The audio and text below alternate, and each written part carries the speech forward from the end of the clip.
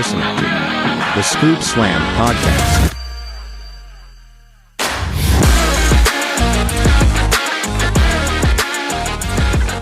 Hello, everybody, and welcome back to the Scoop Slam Podcast. We are back, the last episode of January, and it's been a wild January. We're here to wrap it up. I think it's been a good January, but we got some Saturday night's main event to send us all the way to the initial stop on the road to WrestleMania. Got some rumors to talk about as well. Here to break it down with me, as always, the illustrious, the famed historian of the Scoop Slam Podcast, Mr. Slam himself. It's Ryan. Yo, Micah. I got my burner accounts ready, and I'm ready to talk some Saturday night's main event, little Scoop 5, and I think we got predictions, but we'll see where the night takes us. How you been? Been all right? I've been pretty good.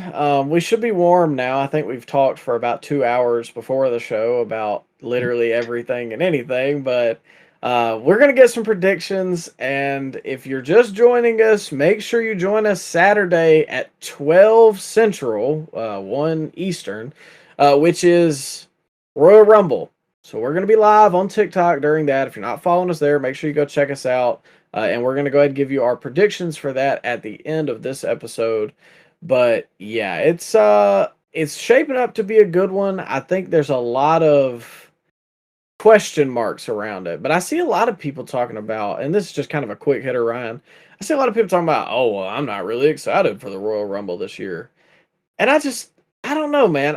This is the best I've felt about WWE in months, if not. Yeah, Since this time in January 2025. I think that the reason we're feeling like this, Micah, is because we don't have that anchor around us that is John Cena's retirement tour. So it really feels like anything's possible for this upcoming Royal Rumble. I don't even know if I have a winner picked out. Maybe at the end when we're doing predictions, I'll think of somebody concrete, but it's really anybody's guess who's going to win this year. I love that. Yeah, which, hey, we felt the same way last year, and it ended up being Jey Uso. So, I don't know. I feel like there's better choices than Jey Uso, but we'll see. Well, wait a minute, but we remember that final two. So looking back, Jey Uso or John Cena. We didn't have a great point. We didn't have a great list there. Hey, it could have been like that year we had the top 4: Bad Bunny, Brock Lesnar, Shane McMahon. That was peak. What are you talking about? The best Rumble in years. That right there for the fans. There was 4 people there that night. Drew and my brother. They will remember this. But for those of you that don't know, this was probably the first night of the inception of this podcast where I was like, this would be a great idea, because Ryan just rage baited us for like 2 hours. That the 2020 was it 2022? Yeah, it was 2022. The 2022 Royal Rumble was top 5 all time. That was your peak AEW fandom. That was you full throated for the dub back then. So you were hating on everything WWE did, and when they pulled off a great Rumble, you want to turn your nose up at it. I remember that night. I had the flag. I was waving it. I had pitched it at center field. Who won that run? Was it Brock? I think it was Brock. It was Brock. That's why you hated it. Maybe. But anyways, look how far we've come now too. I don't wave either flag. We're a fence sitter. Yeah, we're just fence sitters here. Even though don't pay attention to our last episode, which is named Fed Pilled. But anyways, Ryan, I know you've got a Scoop 5 for us, so let's break it down and hit me with the biggest news topics from around the wrestling world. Yeah, I don't have the groundbreaking topics that I had last week. I pulled out my reporter's hat and reported that Trey Miguel story that we had. But this week we had some minor stuff, Micah. We had Tommaso Ciampa finally making his long-awaited debut in AEW, Micah. Any thoughts on Tommaso Ciampa finally making the jump to the good guys? I think that I missed a lot of the peak black and gold, so I think that I don't have the specific attachment to Champa that a lot of people do. I'm not saying he's bad. I'm just saying that nothing I have seen since returning from like 2021 on has just made me be like, wow, Champa is like a stud. However, I'm willing to give him a chance. It's a new change of scenery. Uh, I think for him, it's a great signing because he was pretty capped in WWE. I don't really think he was going to get anywhere higher. And going over there, he has potential to be bigger and better, and that fan base already loves him. For AEW, I'm not saying it's a bad signing, but they have just signed up so much talent recently, and they already have a huge roster.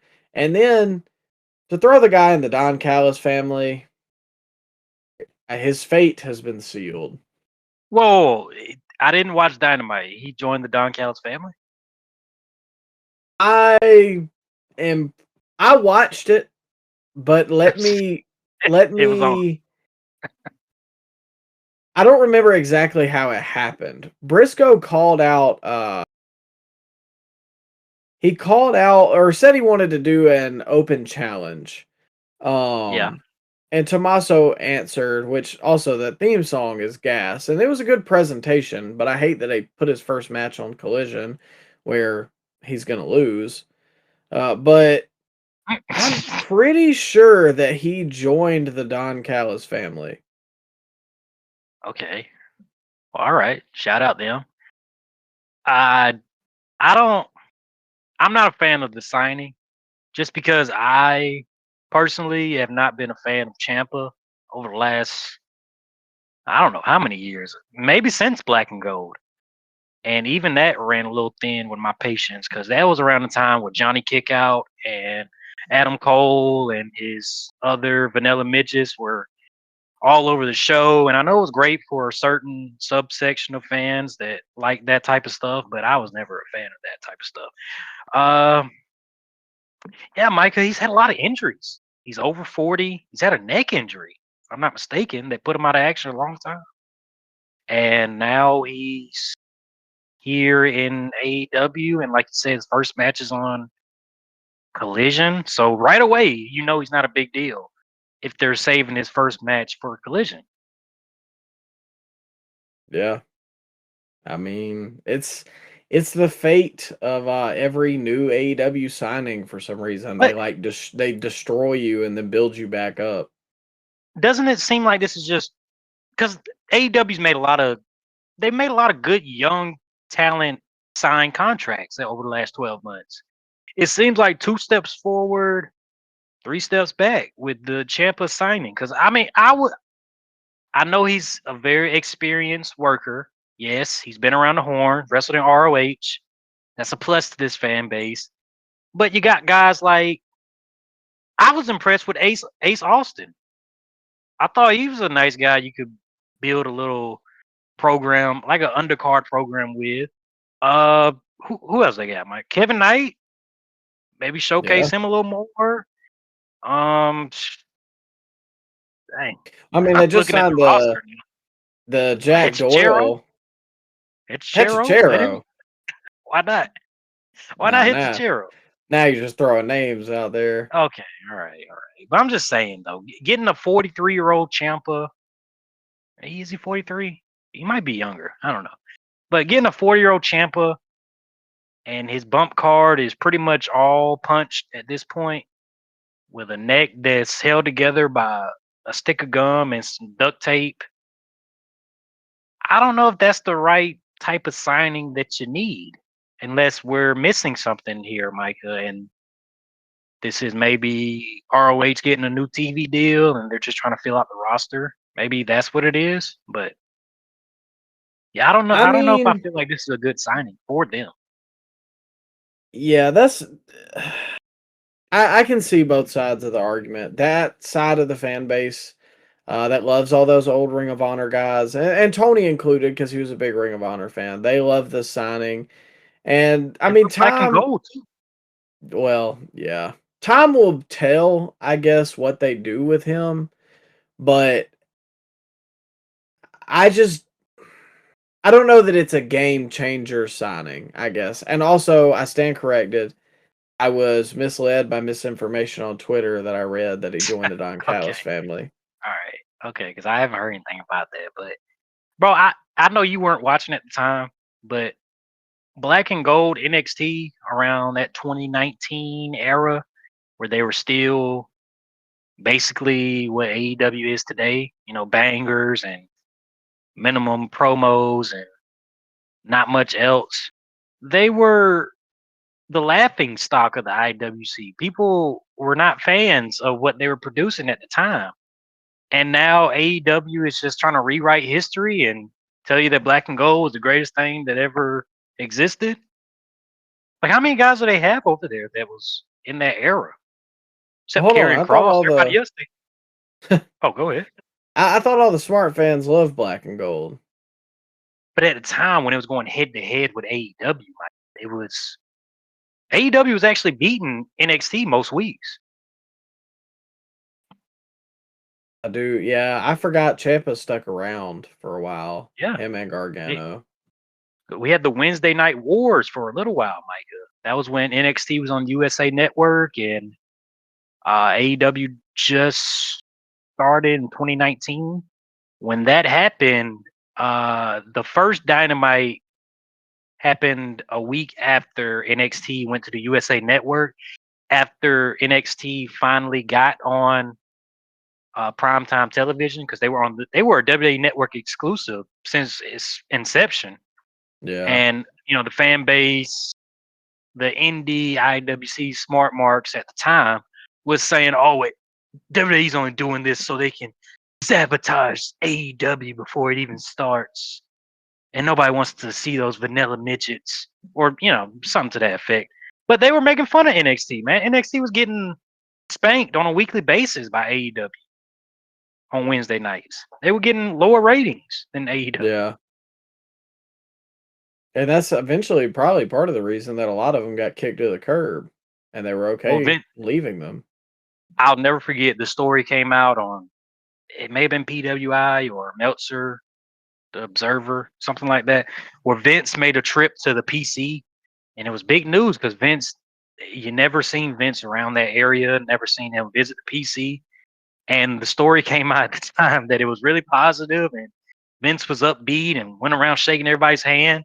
And then like 3 weeks later, it's like a mass release of the NXT guys. Oh man. And he completely nukes the show, strips Triple H of booking, and like that's when NXT 2.0 started, when they became colorful and turned into a Nickelodeon kid show.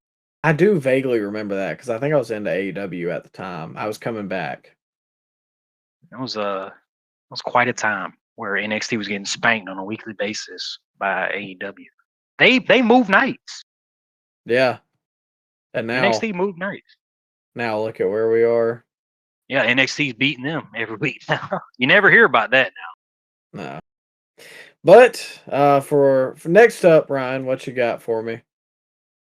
Next up, a little small scoop, Micah. Something that happened on Dynamite. Want to get your thoughts about your man Jake Doyle getting injured in his third match on Dynamite. Was his second? It doesn't matter. Jake Doyle getting injured. Looked like he tore his pec or maybe rotator cuff in like a DDT spot on the apron against FTR. And it was reported after the show that it was indeed an injury, and it looks like he's going to be on the shelf for a little while. What are your thoughts on that, Mike? That's actually the first time hearing of it. I hate to hear that. First, just I don't like anybody to ever be injured. But not Did only you see the that, clip? just no, I did not see the clip. Okay. But I just hate it because he is a guy with some size that was a little different to me. Like I don't know as far as charisma, but just it sucks. He just got there. A lot of people have liked him. I thought him and Mark Davis was a good tag team tandem. They were both kind of some bigger guys in that division where there isn't a lot. I do see the clip now. That is That is very Yeah, unfortunate. But yeah, I don't know. you could I see I, I in the hate clip, that. you could hear him say, "I tore something" or something to that effect. Because who's that? FTR Bald out there handling him? Was that No, that him? was Cash.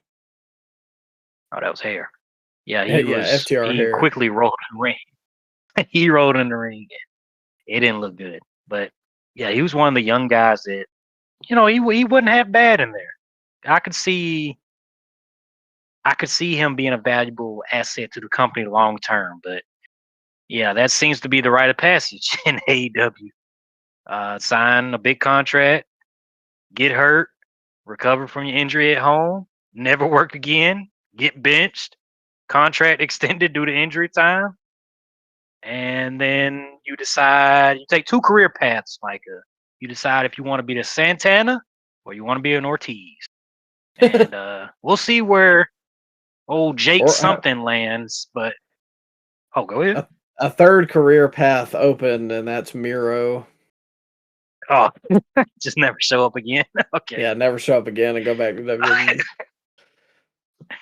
All right, all right. That's yeah. Well wishes to Jake something. But Yeah, did you see that Jr. quote from his podcast, Micah, talking about Will Hobbs? I did not. It was Jr. on his Grilling Jr. podcast. Micah, you aware of this podcast? Old Grilling Jr. I've You a fan? listened to it here and there, but nothing major. Mainly just clips. Yeah, he sounds so dejected nowadays. I can't really listen to it. Yeah. I love Jr., but that's depressing. Listening to him, it'll put you to sleep, man, if you play it right before bed. But on his podcast, Jr., the quote is, he'll be in the World Rumble, talking about Hobbs. I think, why in the hell would you sign a guy this close to the major event and not utilize him? And that'll be a new face, and he looks great. He called me a day or two ago, thanking me for my help over the years. I said, "Well, my phone number isn't going to change, big fella. So if you need me for something, need a little motivation, or you need questions answered, or just want to shoot the your man, I want to help you if I can." And a lot of people were not really on JR's side here for this particular quote. What do you think about JR wishing well wishes to old Will Hobbs? You think it's damage I'm control for his supposed racist past that we discovered over the last couple weeks, Micah? oh, I didn't even think about that. You think it's damage control? He's saying, well, you know what? I'm not really racist. I really talked to this one black guy, and you think it's a situation like that, Micah? He's tokenizing Hobbs. You think that's what it I is? I really hope not, because I really hope the whole JR Devon situation isn't real, but I'm afraid that it is. Uh, but at the same time, I'm not gonna say it's out of the realm of possibility. In all honesty, I'm hoping that he just liked Hobbs and Hobbs went to him for advice, because ultimately JR is one of the most I guess traveled minds in all of wrestling. I mean, he's been just about everywhere Yeah, and he's seen just about everything. So I feel like that would be a great guy to take advice from in some aspects. Uh, he was People a may draw fan some of weird, Hobbs at the beginning too. I remember the yeah. first time Hobbs was on TV, he was highly praising Hobbs. So it's not out the realm of possibility that he's just a fan of Powerhouse Hobbs. Hope. I also think some people may draw some lines to like, well, why is he helping him if he signed to WWE? Mm, there you go. I The think that's the kind of double O's, stupid. the double O's a turn on him, Micah. Is that what you're saying? I wouldn't doubt Sickos. it. If you read the comment section, you would agree with that. They seem to not be very receptive of old JR's positive comments about Powerhouse Royce Keys, as I'm sure he'll be called in the next couple weeks. But I think it's one of those things where, like, if it's a hard situation, he is employed by AEW, but you can't tell people to not have like personal relationships despite your workplace. You know what I mean? It would be yeah, like if, uh, let me think here. If I don't know, Kofi Kingston called up Daniel Bryan and was like, "Hey man, just wanted to talk and check in on you. I've got like this thing I'm planning. What do you think about it?" You know what I mean? Is that bad for Danielson to be like, "Oh well, no, I'm sorry, I can't talk to you. I'm employed at a different company." Like, no, it's just stupid. If I go work at Publix and you're working down there at Lowe's, I'm not gonna be like, "Well, sorry, bro. I just Publix told me I can't talk to you." That's stupid. I think it's more people are still upset about the JR Devon Dudley situation, which, folks, if you haven't heard that situation, is quite the story. But I mean, you draw your own conclusions there. I'm a fan of JR, a fan of Powerhouse, Royce Keys, and I can't wait to see him in the Rumble this Saturday. But next story, Micah. This is coming from PWI. Did you see this? You hear about this, Micah? They handed out awards for Oh 2025. God, Did you hear about this, Micah? I did not. Okay, well, we're not going to go through the whole list of awards here.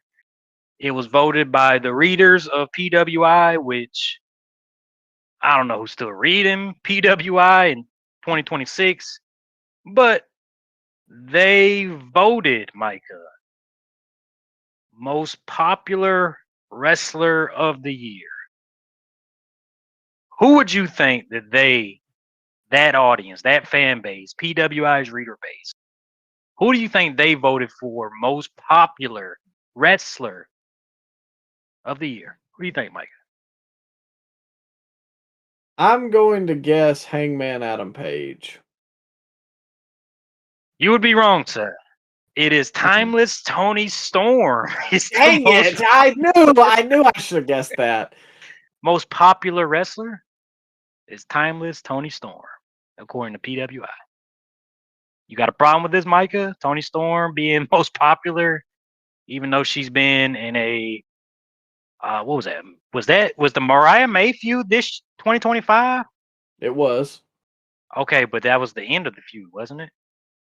Yeah, I think it started in 2024. I think it ended at And Revolution. then Tony Storm was in a very lackluster. Well, actually, she's still in a lackluster team with Mina Shirakawa, and she's getting knocked out on a weekly basis by maybe the worst in-ring talent they have in AEW with Marina Shafir. So, yeah, most popular wrestler, Mike. You got a problem with that? Yeah, I think there's just objectively more popular. Like, let's be real, guys. If anything, it should have went to like Cody Over or Roman Reigns? yeah, Over Cody? Over John Cody, Cena during his retirement tour? even Jey Uso, I would say. Over John So, Cena. this is why, ladies and gentlemen, you should listen to the Scoopies. Which subtle Yeah. plug? Well, they're down there somewhere. Came out last December. We gave our awards. I Hell think of we a do a show, too. better job. Yeah, it's make sure you go give that a listen because I don't know about that. Tony Storm. I think my male MVP was what? Is it Punk or Cody? I think I may have given it to Cody actually.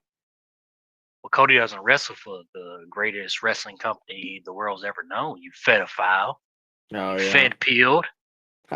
Sorry guys, I woke up and took my daily prescription of Fed pills this morning. I'm foaming at the mouth with information about ticket prices and record gates and viewership deals. Speaking of But viewership deals, record gates, and I don't know about this transition, but AJ Styles oh boy, trademarked a couple things, Micah. He trademarks, I believe it's a logo, the Phenomenal One logo that he wears on his trunks. And I believe he trademarked Phenomenal AJ Styles. Do you think WWE just gave away their hand here, or maybe this is a subtle kind of FU to the marks, getting us thinking that it's a foregone conclusion that AJ Styles is going to lose on Saturday? So, did you see the Nakamura post on Instagram? I did. Yeah, I did see that. Very long post. So, in that, if you haven't read it, ladies and gentlemen, he kind of mentioned something that AJ told him that he would be retiring at Royal Rumble. And at first, what's the old Nick Saban adage? I thought it was just some rat poison, right? I was like, nah, I ain't biting on that. That's just some rat poison. But with these trademarks, I think the Bullet Club leader will be returning home for one last run to have fun with his friends over in the dub. Gotta have fun. It's what it's all about, the fun. I'm not convinced quite yet because it feels like it's a little too obvious now that this is gonna be his last match. And the way that AJ Styles' match with CM Punk ended on Monday, it solidified that he's not gonna retire at Royal Rumble. Because you telling me AJ Styles' last appearance on Raw is just a DQ finish where he just rolls out the ring and is not spotlighted at all? I don't think this is it. I think they're just trying to sow the seeds of doubt, Micah. Maybe they're filming more content for WWE Unreal Season 3, and they can laugh at everybody saying they work the fans. I'm not convinced so far. I'm not convinced. I don't know.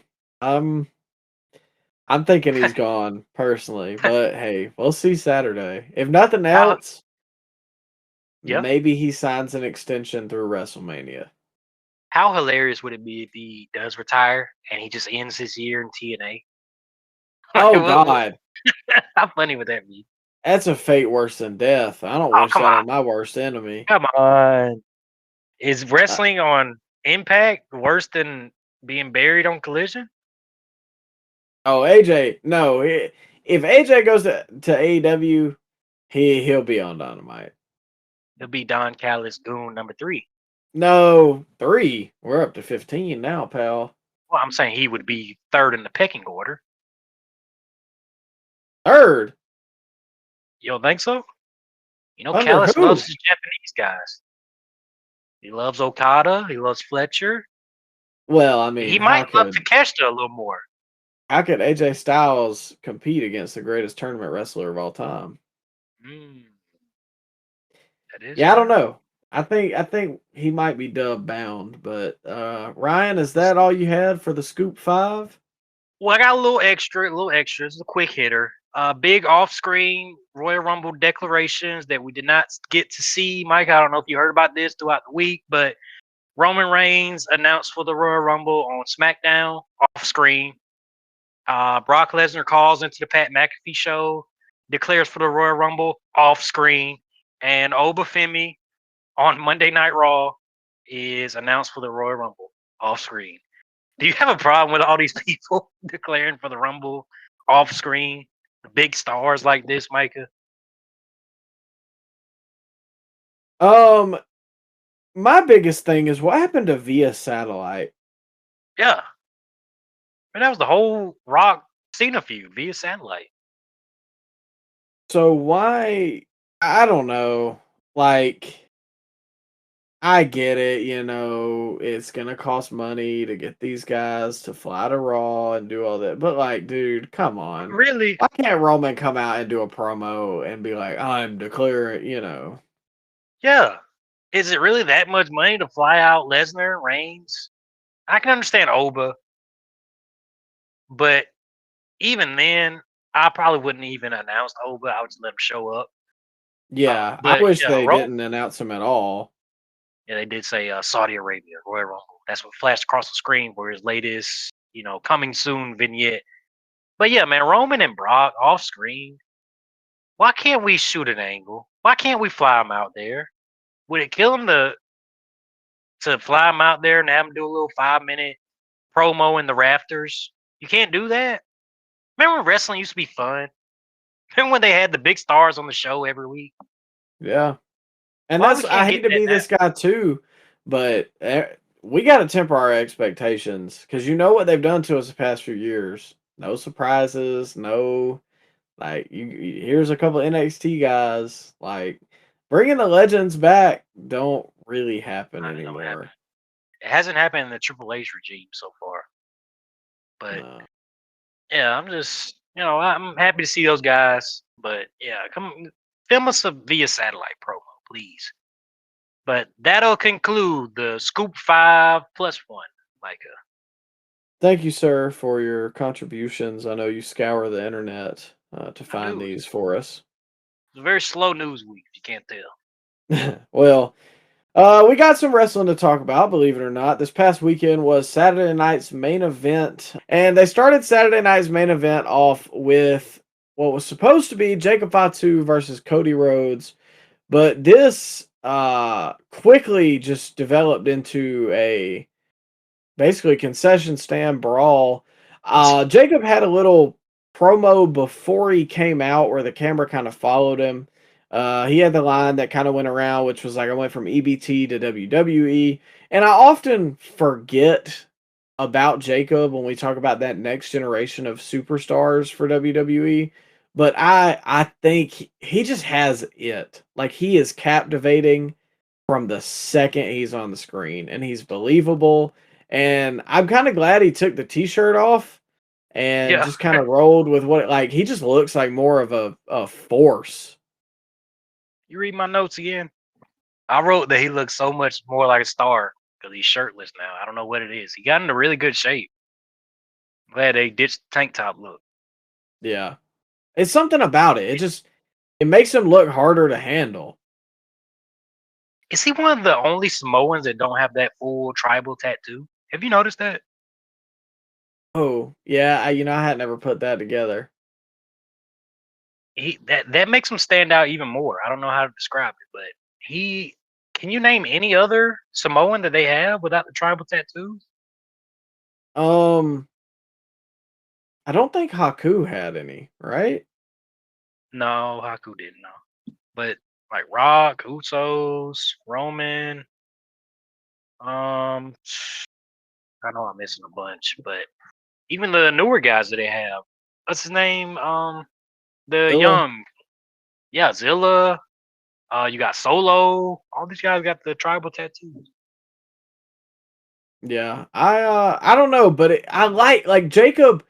Just his build honestly kind of reminds me of like a Haku. Like he's not just overly muscular, he's just big and he's menacing.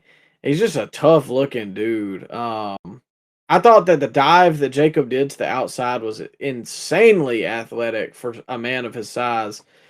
He still missed it pretty bad.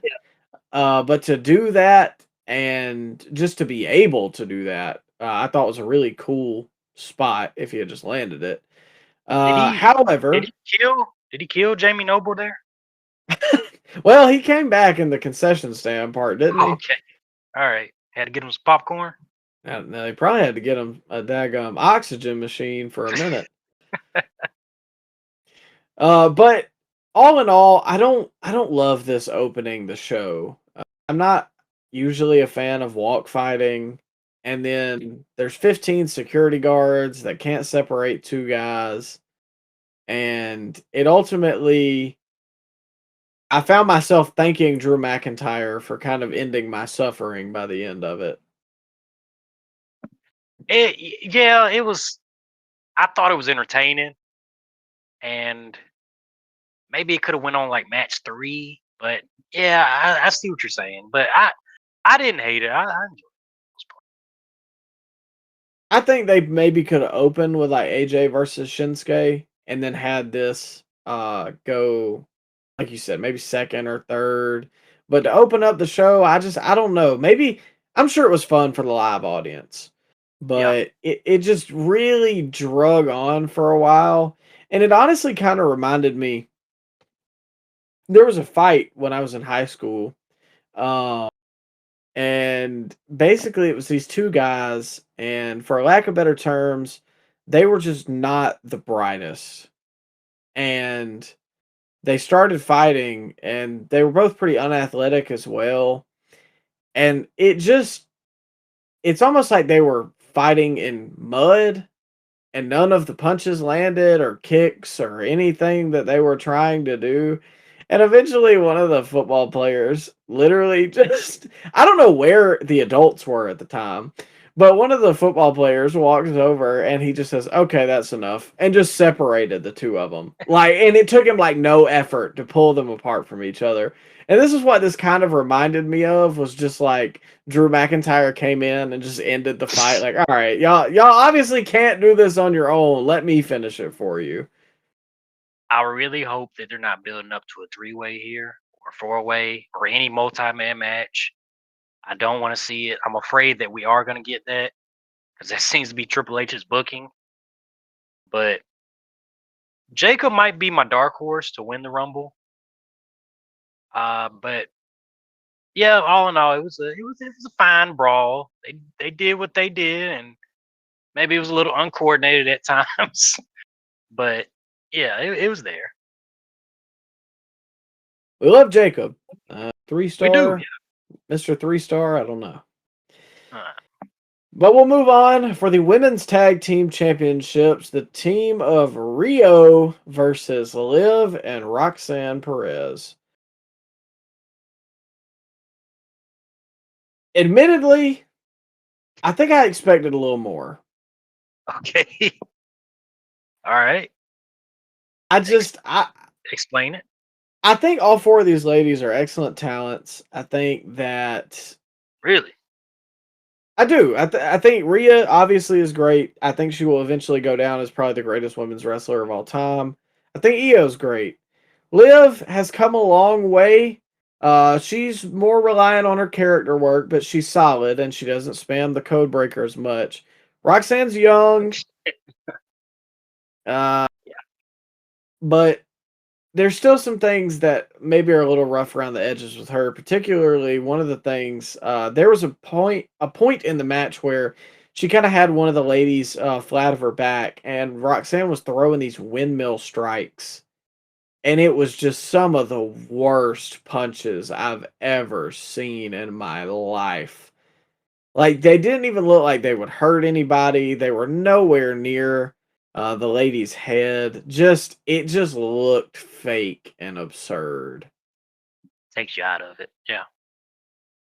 And she managed to do it later in the corner, and it still just came off. I don't know. And I typically like Roxanne, but I don't know. Other than that, I thought Liv had a very nice takedown into like a crucifix pin. I don't even know what really to call it, but do you remember what I'm talking about? Yeah. Vaguely. It was a very like inventive spot. I really can't describe it, but if you did watch the match, you probably remember what I'm talking about. But it was, I think, the best thing in this match. And then I thought the ref breakup by Raquel coming in, pulling Rhea, where she fell onto the ref. I don't think that's something I've ever seen before. So I thought that was a very inventive way to kind of introduce the ref bump. You know, it's better than just the two guys or two ladies squashing the ref in the corner. But yeah, overall, this was just kind of there. Mhm. Yeah, admittedly, I was not locked in to this match. Mike, I think I was making a pizza at the time. But didn't Vakir come out to try to save the day? She did. Raquel was interfering, and Stephanie Vaquera came out. She returned. You know, she's been like slightly kayfabe injured, and she came out, ran Raquel to the back, and then pretty much Rio took control. I think Rhea hit Liv with a Riptide, and then maybe Io came off the top with the moonsault, and that was it. Can you name any Stephanie promos, Micah? Oh, come on. And I'm sad. I'm asking. Can you tell me what sets her apart, like personality wise, from Julia on SmackDown? Because maybe I'm missing something here. I think Stephanie Am I the has. one that's not getting it? I think Stephanie has a little bit better English than Julia. Okay. Are we sure? And I mean, And what I else? see your point. What else? What No, else I does she see have? what you're getting at. I'm asking. Do the fans make any noise during her matches unless it's time for a certain spot? Well, I mean, you I'm said it, asking. not me. I like No, I Stephanie. want your opinion. I know you like her, I but think she it's time to is. take this title off of her. Yeah, I think she is kind of holding up the division because I don't really think anybody cares. Like a lot of people right now are like, "Wow, the women's tag division is really on fire right now," and it is. That's because your main event championship feud right now is Raquel Rodriguez versus Stephanie Vaquer. And Raquel Rodriguez has to pretty much build up this entire feud because Stephanie can't cut promos. Just like people were blaming Nikki Bella about the stinky program that she had with Stephanie. Meanwhile, Nikki Bella was the only one cutting promos. So why are we? When's the time? When are we just gonna wake up to reality here, Micah? You have to be able to cut promos to be a champion that people care about. I don't care how many moves you can hit. Heatless Ah, bangers does not draw money. again, I see your point. I think Stephanie winning was not a bad decision considering they had to pivot from the Naomi pregnancy news. What did it amount to? Did it make her a bigger star? I think she is in main event conversations. I just don't know that she has anything right now that separates her because like EO does not have just excellent English and excellent promo ability because that's not her first language, but EO still has this She can almost lean on Rhea, natural charisma. but she can lean on Rhea. Well, I mean, that's true too. EO just has this very positive personality almost that you can feel through the TV screen without her necessarily speaking. Or even, a lot of people say this about Thekla, and I have started to like Thekla a little more, but Io also to me is one of those people that is kind of just like effortlessly cool. Oh God, Like, not you. no, my wife likes Io, and she doesn't really watch wrestling, but she sees Io and she just likes her. She's just like she seems very talented and seems like a very nice lady, and But her do you energy comes through the TV screen. remember how horrible those segments were with Asuka and Io when it was just them doing promos back and forth? Remember how horrible those segments were? I blame Asuka. I've never been interested in Asuka because I Io missed ain't the much whole better. undefeated. Yeah, but Asuka's like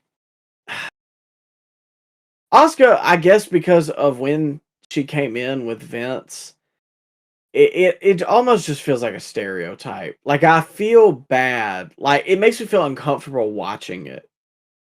The over animated type gestures and Yes, like constant yelling. yeah, it's I know you don't really act like that. You know what I mean? And I feel like a lot of that is like the Vinceisms that still have yet to But die. what else can they lean on, Micah, if they can't speak English? I hate to be that guy. I don't want to sound like that guy, but you got to be able to emotionally invest in the character and the storylines. And when you don't understand what's going on, maybe the key to this is having pre-tape promos where there's subtitles. Remember they did that with Shinsuke, and that was good. Or when they do that, when he was Yeah. U.S. champion, Hmm. we thought that was really good. Is there a way we can do that? Can we build up programs with just strictly backstage segments? Is that possible? I know we can. 2026, right? I mean, listen, this kind of gets maybe a little hokey, even, but I would like if it was like earlier today, we met with Stephanie Vaquer and we asked her what she thought about Raquel Rodriguez, and then Yeah, that was subtitled. And even if you have Raquel run in the middle of the interview, it still doesn't matter as long as you preface it with like, this was pre-tape before when we were trying to get this out of this person. I don't like when yeah, they do the obvious pre-tapes and they run them like they're happening live. I always think that's stupid. But I mean, if it's pre-taped, you can throw the subtitles on there because it's had time to be edited. I think that would be a very good way to get characters like that over while still yeah. while still appealing to the Hispanic speaking or the Japanese speaking audience. I agree 100%.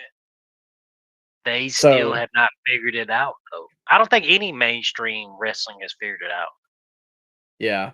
how to Well, book those talents that don't really speak the native language well. It's hard to book for 'em, man. it's the same argument we make a lot when AEW brings in these guys from CMLL that I just don't have any attachment to because I don't know anything about them. And then some of them will stay for a little longer, and I just don't know anything about them because they can't cut promos. But like I promise you, if you give me some subtitles, like I will pay attention to the character. I'm always looking for somebody to get invested in. So I don't know, like if anyone out there hears anything from this episode, 2026 should be the year of that kind of edition. Like, don't think that me and Ryan are just trying to be these negative, like, oh, only English speaking people can be champion in WWE. No, there's just a way to go about it. Run the pre Yep. tapes with the subtitles. You can even have fights and interruptions and promo battles with subtitles. I don't understand why that's not a thing they do. Yeah. Like one of my favorite UFC fighters of all time, like Anderson Silva, the Spider. He didn't speak a lick of English, but they made sure to play to his strengths by having those interviews that they had subtitles and I could understand, follow along what he was saying. Yeah. And they've always had It's just a way to translators. present. Yeah, translate. There you go. Not, not Oh man, what's the girl that's with Julia? I forget her name. Kiana James. Yeah, yeah, no Kiana James translator, but maybe uh, Hey, I liked uh Alex Davari. Abrahantes. Can we get Davari back? Davari's there, ain't he? He's the translate. Is he? I don't know, to be honest with you. I think he's still backstage, he's a producer somewhere. Well, we He got a another translate. match to talk about. Okay, all right. AJ Styles versus Shinsuke Nakamura in a Oh God, rematch from previous years. Um, I was very interested to hear your opinion about this before it happened, but then you kind of texted me while it was happening. Um, the crowd was up big for Nakamura early, which is not very characteristic of his recent stuff. But I thought it but was hard hitting. Oh, go ahead. he. I was gonna say he came out to his old gear, not the scuba suit that he's been wearing. Came out to the old school New Japan gear, and I Okay. believe, if I'm not mistaken, AJ Styles came out to his New Japan gear as well, or at least his Royal Rumble 2016 gear. So a lot of callbacks in this match. A lot of callbacks. Plus, he had the mask on. They did, yeah. There you go. So. But I thought the match was hard hitting start to finish, which was pretty obvious in the before because they kind of do this strong style. Uh, it's not. AJ doesn't necessarily wrestle strong style, but he kind of plays into it when he's wrestling Shinsuke. There were great reversal sequences within the submissions where AJ would be trying to go for the calf crusher, and Shinsuke would reverse it into the armbar. I thought those were pretty masterfully done. And AJ hit a huge knee to Shinsuke, who was flying in on like a takedown that just looked brutal. Stiff. He stiffed him.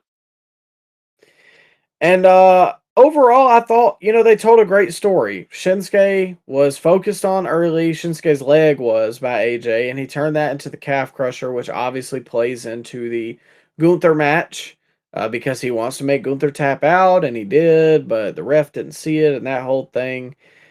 And this, honestly, if you didn't go see this match out of anything we talk about, this is the one you need to go see from the weekend, in my opinion. This is what I'm talking about, though, when I say that wrestling should be a struggle. This was not a cooperative uh, sequence wrestling. This was two guys that looked like they were in for a fight, hitting each other, genuinely trying to get advantage on the next one. And I would take this 10 times over than to see Andrade and Osprey try and flip around the ring and see who can land on their knees and hit a superhero pose first. I don't know. I don't know what world we're living in. Oh, did we go back to 2016, Micah? Because Shinsuke Nakamura just had a good match. No lie, I think this is his best match in WWE. I really do. Really? And I absolutely do. A lot of people will point to the Sami Zayn match he had back in 2016. That was his first match in WWE, but I think this one was better. I think this made up for all those stinkers they had in 2018, which they had some bad matches. Well, not even bad matches. Let me walk that back. They just had average matches when people expected straight up Classics. 6-star, 6-star classics, and we never got that. Especially with all the hype that their WrestleMania match got when Shinsuke won the Royal Rumble and he was gonna face AJ Styles at WrestleMania Dream Match finally in WWE, and it happened. And they just never got out of first gear, and it was just an average match. And then Shinsuke had a weird heel turn at the end, which left a lot of people puzzled. They ended up having a pretty good match eventually in the feud, but AJ beat him every time, and they had a last man standing match that was okay, pretty good. But this one right here at Saturday Night's main event, this one was by far miles better than whatever they did in 2018. And this might be my favorite match of the year so far. I know we just started, but it's had everything you could have want in a modern match that didn't go overboard, like you were saying earlier, with all the pre-planned cooperation spots. They didn't have that. So like a struggle, and they laid in some strikes that you really couldn't see through. They actually sold body parts here, and the crowd was 100% behind them from bell to bell, and I thought it was some great stuff.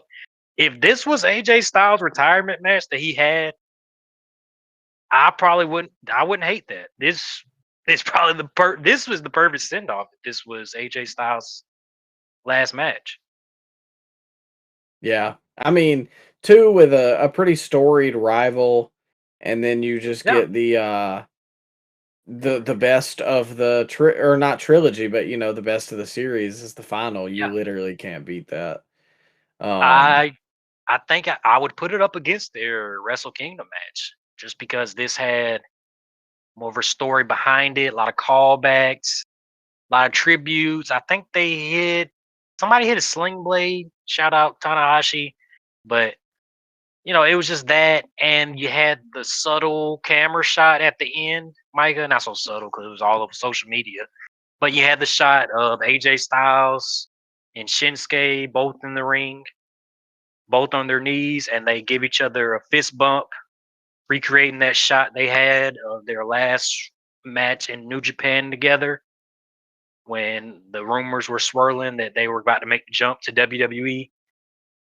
And it was great, man. Took me back to 2016 for one night. Yeah. And honestly, I feel like that's what everybody wants. Like, Yeah. I feel like all we've talked about all year so far is just, Fetty Wap's 2016. back. And man, 2016 was such a great year. People will praise the Cena AJ Styles match. I think it got 5 stars from Meltzer, but anyways, people loved that match. Said it was a love letter to wrestling. I don't know, man. I think that match that Shinsuke and AJ had was 10 times better than that Cena finisher spam match. But yeah, if you missed this show and you got time to go watch one match, please go watch that match. That is the only Shinsuke match I can recommend a new fan that has never seen Shinsuke. I just tell them to watch this match and don't watch anything else from him. So shout out Shinsuke. He had his working boots on, and I'm sure he'll go back to surfing and just chilling out and catering for the rest of his time in WWE. But yeah, shout out those guys, and what a great match. 5 stars in my book. Yeah. I think like you said, it's probably best match of the year so far. I may put it up against Punk versus Finn because I really enjoyed that as well. But yeah, I told a guy the other day and he commented on one of the posts, and I think it was AJ's best matches, and he was like, "Bro, where's the Cena match? Like the new Cena match?" And I was like, "Dude, I just don't think that one's gonna hold up to time. Like, I think it's cool for the moment. Like that night, it was like, oh, look at that. Then when you go back and watch it, I don't know. But this right here, this is what wrestling should be. This is what like when people are like, no, this is strong style like type wrestling. This is what I want strong style to be. I don't want strong style to just be stand here and let me chop you 45 times like when Suzuki comes to town for the dub. I want a struggle. I want two guys, jockeying for position to see who is the better man, not well, it's all fake, so just you slap me and then I'll slap you. And yeah, I don't know. Best match of the year so far. You know what? It's crazy because probably my 2 favorite matches of this year involve 4 guys that had great matches in New Japan 10 years ago. Because I like the Tanahashi Okada match that they had at Wrestle Kingdom. It was pretty And good. I'm pretty sure that happened on the same show AJ and Shinsuke. So maybe we would have been New Japan fans back in 2015. Like, I don't know. I mean, if it was this, hey, I don't know. Maybe I've been giving y'all too much hate. Maybe I misjudged y'all. Yeah. What's the Shaq quote? I wasn't familiar with your game.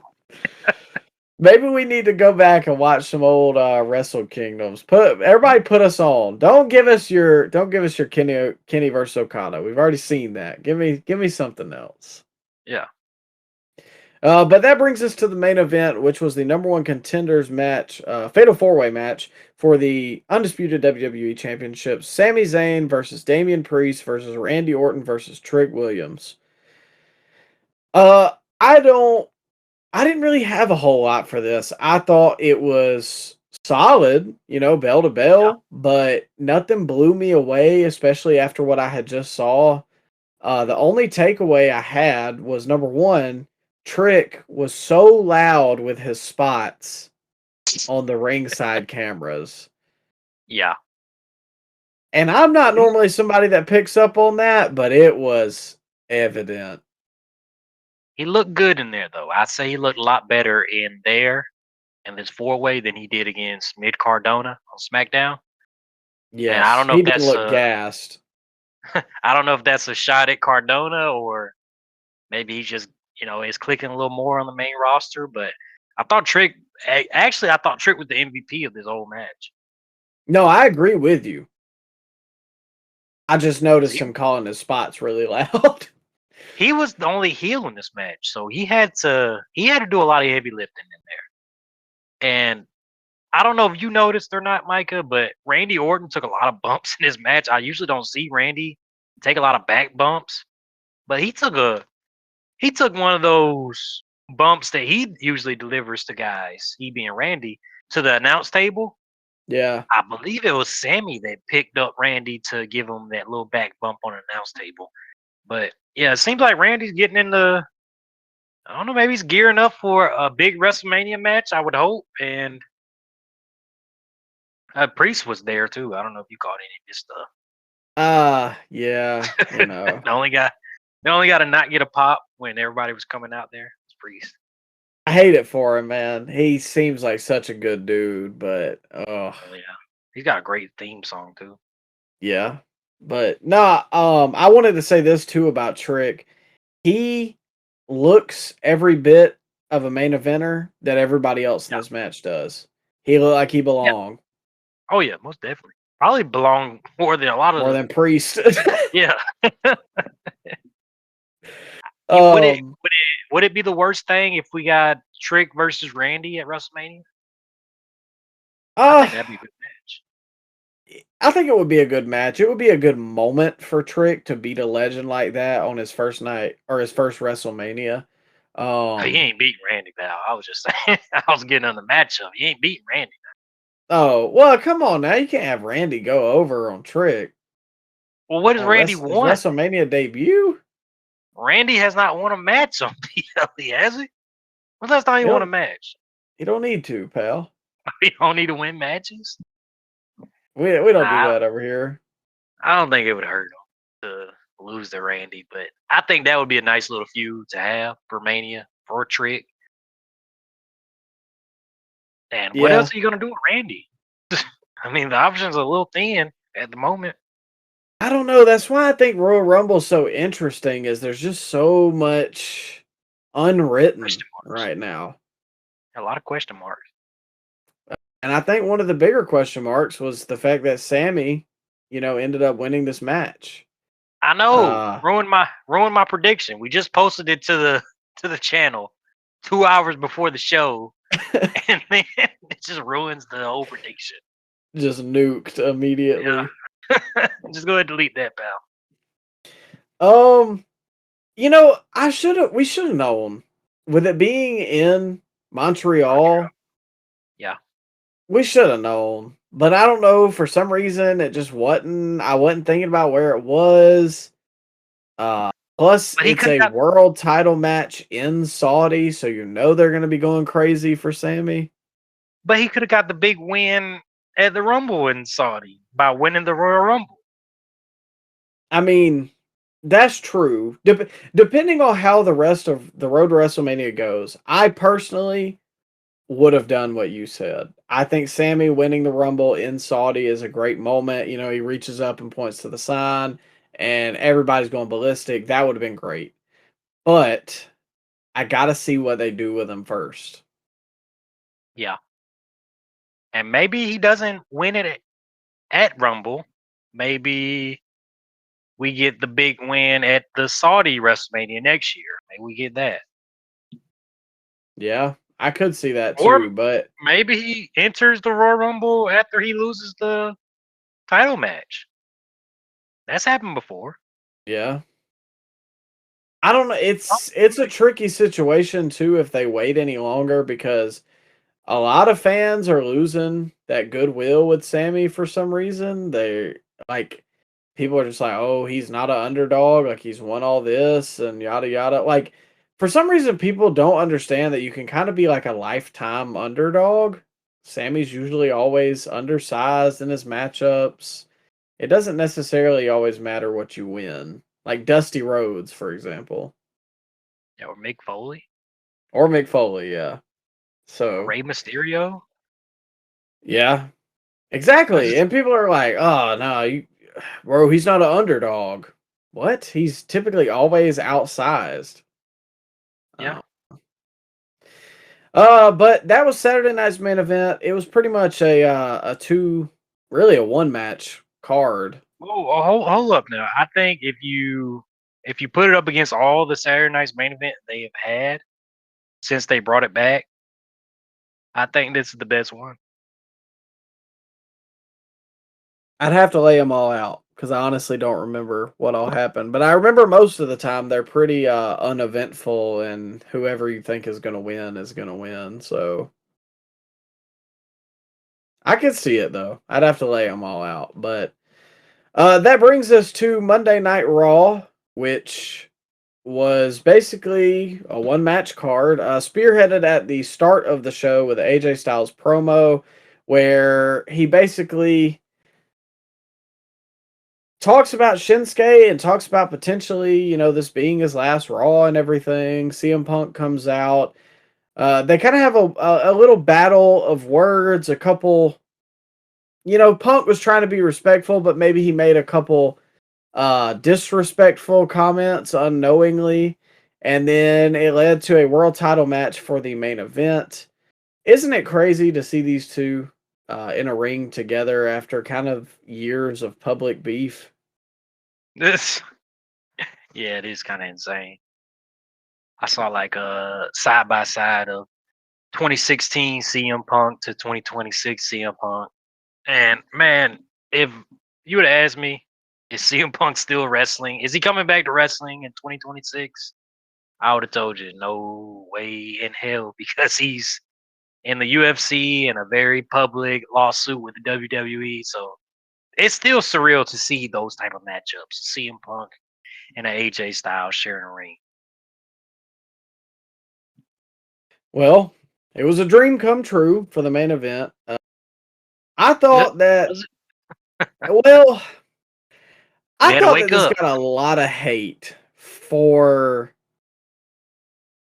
no reason. It just didn't get out of first gear for me.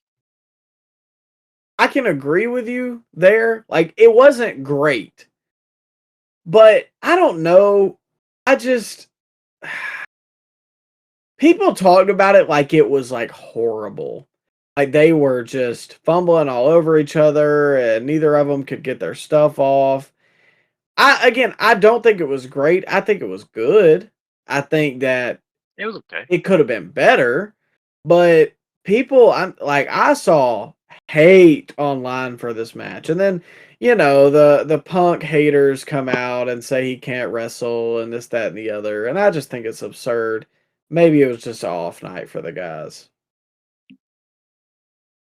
And we got Finn Balor coming out there to ruin the party. He's finally getting that solo push, bro. You're not excited? Man, I was ready to storm Titan Towers after I seen Finn Balor come out there. Are you kidding me? That's the feud we're gonna get going in the chamber. CM Punk and Finn Balor. I mean, Finn can take another L, but I wanted to see CM Punk and I don't know anybody else. Braun, AJ.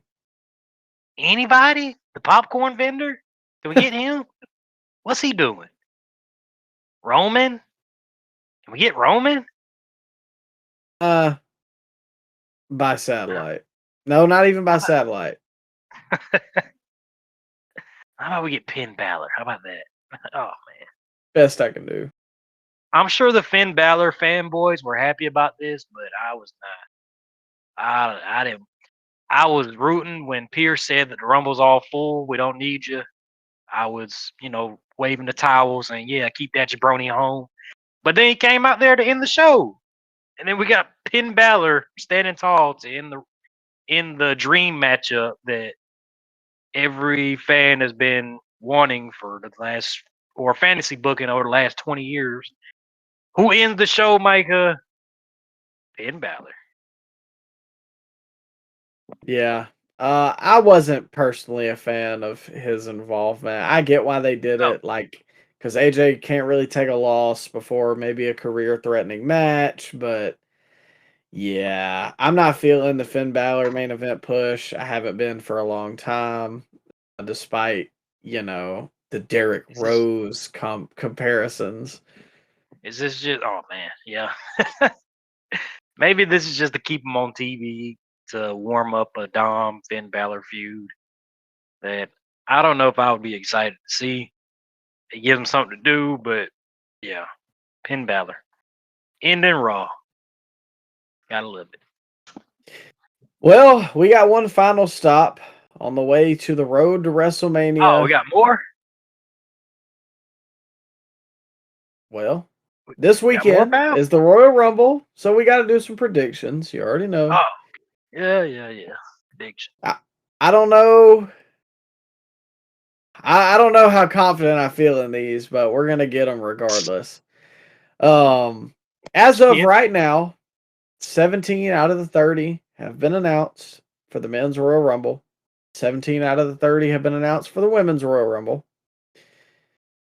But to start us off with predictions, Drew McIntyre versus Sami Zayn for the WWE Championship. Ryan, who you got? I'll go Drew McIntyre here, but I would not be surprised if Sami Zayn won this match.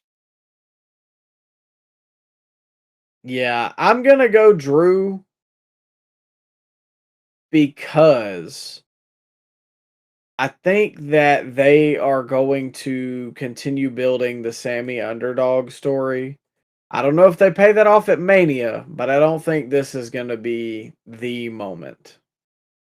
Yeah. Just because it just don't have a lot of build for it to be Sammy's moment. I feel like you can get a little more Well, milk out of the cow. the fans are going to be going ballistic for Sammy and Saudi. Yeah. For a title match, it's going to be 1997 Bret Hart in Calgary type reaction.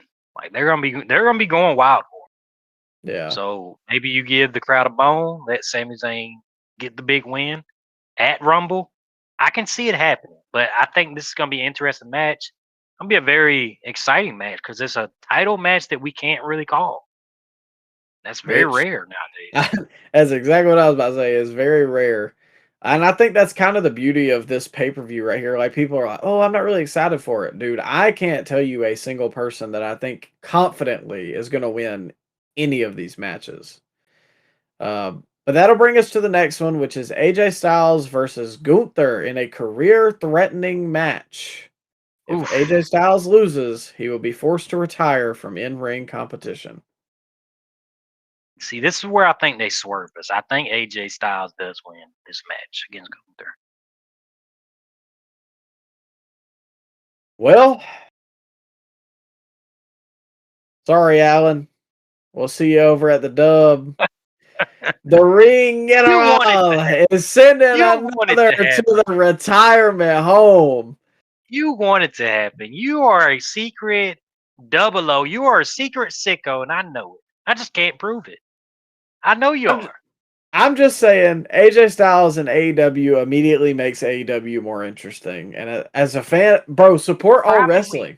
Support all wrestling, bro. You should be happy. You should be happy AEW is getting main event stars. For how many weeks are they going to feature this main event star? Well, you promise he'll be the main focus? You promise? We're not going to get Don Callis involvement here? Oh my God. No Young Bucks anywhere around this? If you can give me all those promises, then maybe I can get on board with this. But having AJ Styles in 2026, wrestle Orange Cassidy for the TNT title, that's a world I don't want to live in. So hopefully, if the wrestling gods can hear us, they will not let AJ Styles go to AEW. Well, too bad. I think Ron can hear us, and he says Alan Jones is signed. Oh man. Yeah, I don't know. We'll see what happens, but yeah, I think the Ring General is sending another to the retirement home. The glue factory. Yep, and then at WrestleMania, he's sending old Big Match Brock packing with him. But hey, that's just a prediction. We'll see what happens. But it's not just you. Yeah, it's not just me saying it. Nah, that's 2 back-to-back matches though. Like this is why it's gonna be a fun live. I don't know who's gonna win. I'm gonna bite on all the fakes. Like, I have a high hopes for this pay-per-view. They could have a 5-star classic too. Gunther and AJ Styles. Oh Are you yeah, kidding me? and they'll get probably 25 minutes. I think Drew and Sammy will probably be maybe 15 to 20, and then obviously the Rumbles are going to be over an hour.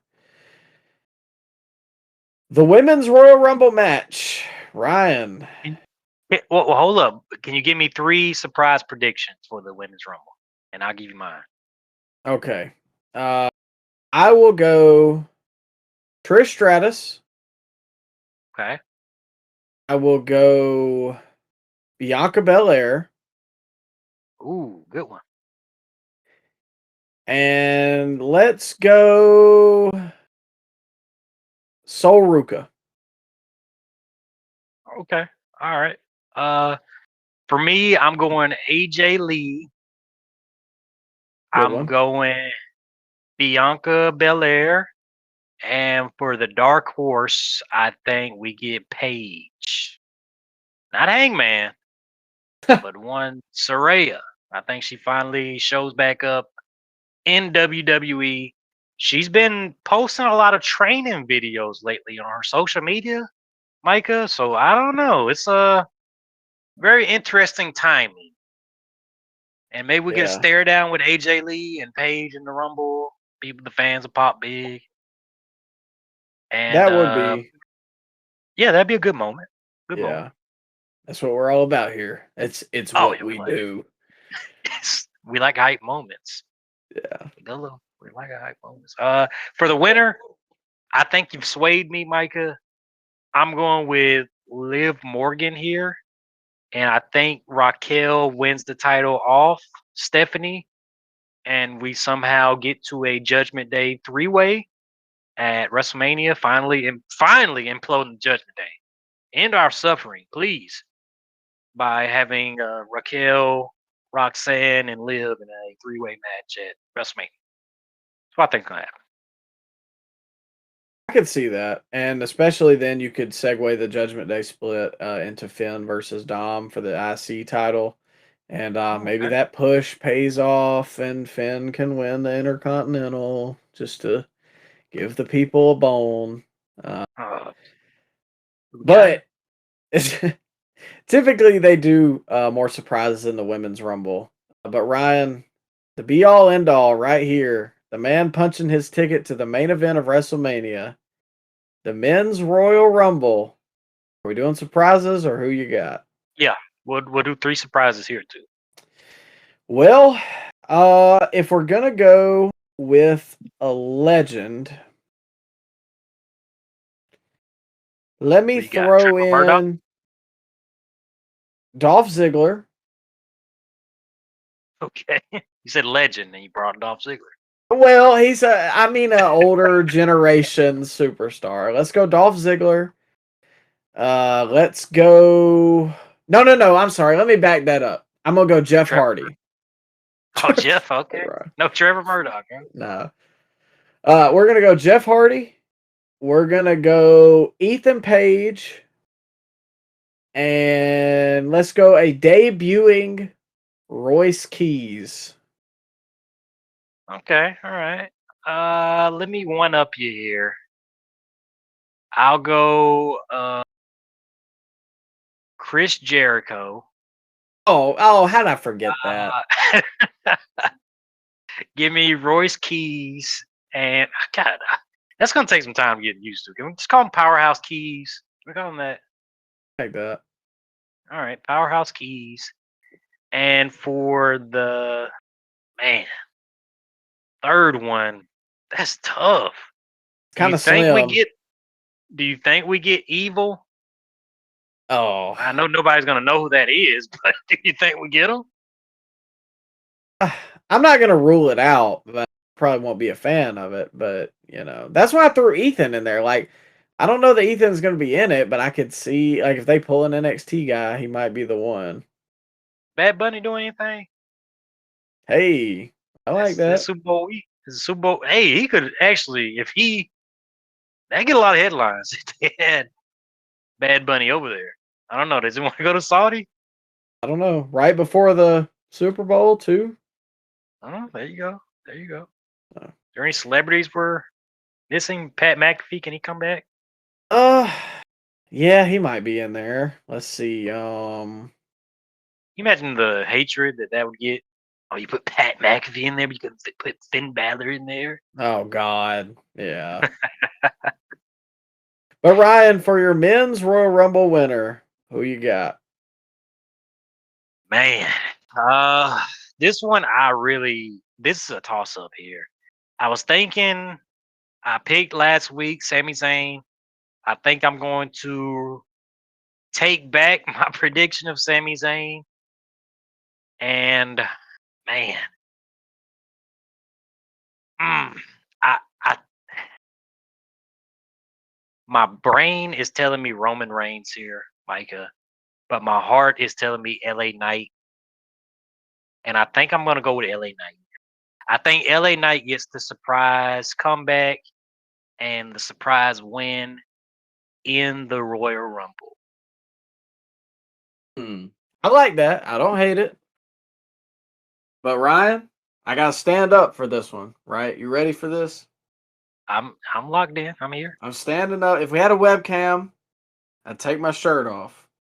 Whoa. Because for my Look, pick, I'm going with the bringer of war, the Oh no. destroyer, the ruler of NXT, Oh my. Oba Femi. Night one, winning the Rumble, going to WrestleMania, taking the WWE title. You heard it here first. The WWE title. Yes, sir. Wow. Beating Drew McIntyre. Day one. Yes, sir. Dethroning him. Oh, all right. See, I don't hate that. It's just where do you go from there? Smash him. Okay. All right. 1,500-day reign. All 6 right. But years undefeated. see, this is the beauty of this year's WrestleMania. You don't know where this is gonna go because there's a lot of directions they can go in. They've been building up Oba for weeks now. So if Oba did win that Royal Rumble, they took the time to introduce you to what he is and what he's all about. And he still has that mystique to him. And if you smash him over, first match on the main roster, Royal Rumble victory, man, sky's the limit. You just made your next WrestleMania main eventer for the next 10 years. Yeah. That's what I'm saying. Like it's there. I don't want to rule out Jacob Fatu. He is still I think there's a reason why they have him in this position this late in the WrestleMania season. Like we're 2 months away, and Jacob Fatu is firmly in the main event scene. Yeah. So don't count out Jacob Fatu here. But really, I could pick 4 or 5 guys, and I might change my pick the day of. But yeah, it's gonna be a very interesting Royal Rumble match. Yeah. I mean the whole pay-per-view. I have no Oh man, idea who's gonna win anything. you imagine So this. You imagine the stare down with Oba finally meets Brock. oh. They're not gonna touch, but they're Oh. gonna have that stare down. They're not gonna, nothing's gonna happen, but they are gonna look, and we're gonna get that hype moment that we love to see here on the Scoop Yeah. Slam podcast. Dude, I'm telling you, I'm like fully on board the Oba Femi train. Like, I'm not saying that it's gonna happen. I'm just saying that maybe I'm hopeful it happens because I think That's it would shock the world, man, to come in on your first night and win the Rumble. he's not as quite he's not as advanced as Lesnar was when he got to the main roster in '02. I don't think he's that much worse than Lesnar. He's maybe on a little worse, but I'm rambling here, Micah. I think this is as much as a can't miss prospect as you can get since Brock Lesnar was landed on the main roster in 2002. I think Obafemi is as can't miss as that. Yeah. And what a better way to establish them. There you go. So, ladies and gentlemen, we're going to wrap up here. We've been going a little long. We've been yapping a little bit, but make sure you check us out this weekend live on TikTok. We're going to be live for the entire Royal Rumble. So come hang out with us, have some fun, watch the show. It'll be a good time. And yeah, if you're not checking out our other platforms, make sure you do that. We got daily content coming out. We got some moving and shaking, maybe, with the podcast going on. But hey, the core, Mr. Scoop, Mr. Slam, always going to be here. Thank you guys for listening. Make sure you take care of yourself. Have an excellent rest of your week, and looking forward to a great weekend. Goodbye.